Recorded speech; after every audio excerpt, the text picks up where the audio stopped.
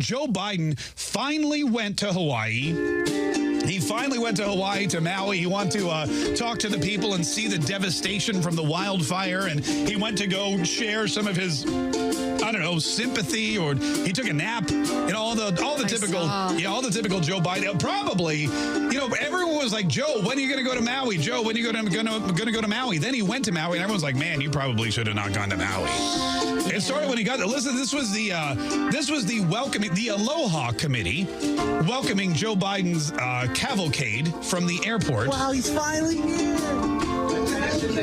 Wow, yeah. Awesome. Yeah, thanks for nothing.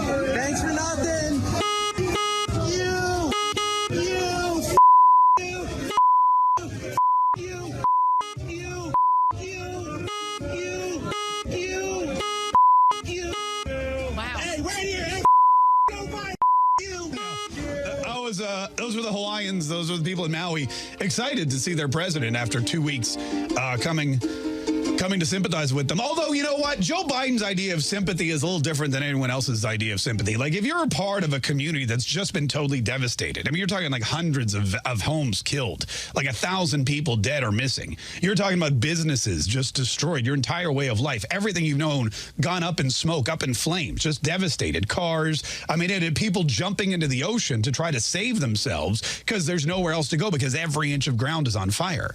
And Joe Biden gets there, and of course, you know, you want to try to sympathize with people. You want to try to understand what they're going through. So, of course, Joe Biden compared it to himself, as he usually does, and a small kitchen fire he once had in Delaware. I don't want to compare difficulties, but we have a little sense, Jill and I, what it's like to lose a home. I'll be honest with you.